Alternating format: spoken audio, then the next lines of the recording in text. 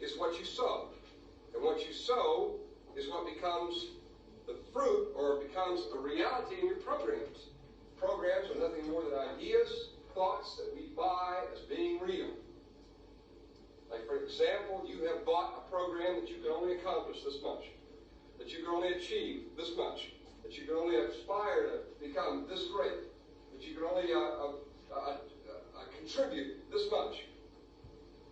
They're all lies. The limitations you have are self-imposed. Where are the limitations? In the programs. When you fall asleep, conscious mind goes out to lunch. Do you stop hearing? Of course not. Otherwise, how could you hear the telephone or the alarm clock? Ears work all night long. So all these good things that come out of television, all these positive programs, what happens to them? They go right into your programs. And you become those things. By the way, is it all positive what comes on television? No. How much would you say is positive versus negative? 1%. Large percentage, right? Why would you subject yourself to such negativity that would cause you to be even that more limited? Even that more restrained, incarcerated.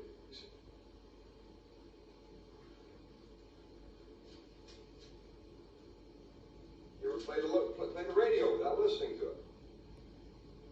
Or right in the subconscious mind. Get tapes.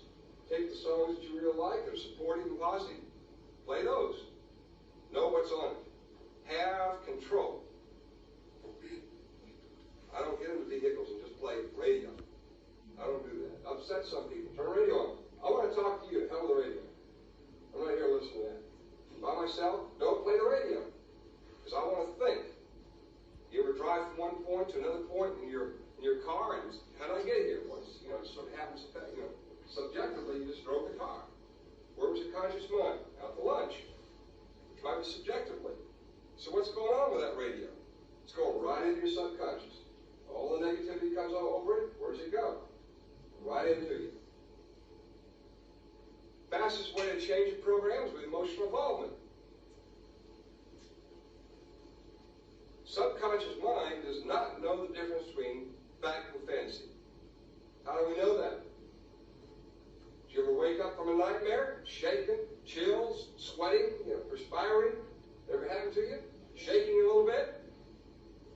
Conscious mind was out to lunch. Subconscious mind bought it as being real. Wake up, turn the light on. I'm in bed. Subconscious mind says, okay. Conscious mind says, it's 3 a.m. I was asleep. Subconscious mind says, okay. Subconscious mind says, that was a dream. Subconscious mind says, oh, that was a dream. Glad you told me that. You're not afraid anymore. Now maybe you leave the light on and go back to sleep, but the big fear's gone, right? Because the conscious mind took control of things. It evaluated it. Reasonable logic applied that. So, or without that conscious mind, it would be a basket case. We would really be in serious trouble. We would be victim to every ghoulish nightmare that there is. The worst battles ever fought are in the mind of men. Fantasies, right? Dreams, negativity. Now, if you can imagine such great negative things, just think about how great positive things you can imagine if you just worked at it. But we're tutored through television, movies, radio, people, to fear.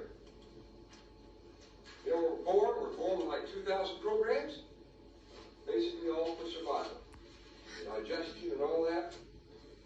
2 fears, falling and loud noises.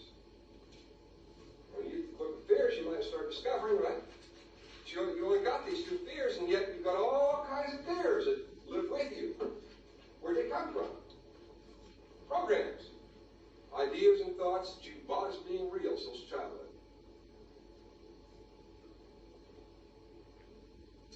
You ever get really angry with somebody? Hate them? Right now, can you think of somebody you hate, dislike very much? Anybody here? Okay. How about in the past? Can you think of somebody you really hated? think about that. Right? Think. You think about somebody you hate. And what do you think about when you think about somebody you hate? What you don't like about them. Right? And all the terrible things that you'd like for them to happen, that you'd like to happen to them. But mostly you think about the things you don't like about them. Now when you take a thought and you think about it, and you think about the things you don't like about a person, and you add emotional involvement to it, guess what happens? You become like that person. That's called a paradigm. Did you ever notice that after thinking about a person like that for a while, that some of your behaviors and thoughts start becoming like that? Pretty soon you rationalize it away and justify it away, so I ain't so bad or whatever. You start becoming like that person. Sometimes you lie to yourself. You say, I ain't like that person, but your attitude and your behavior is much like it. Think about what you're thinking about.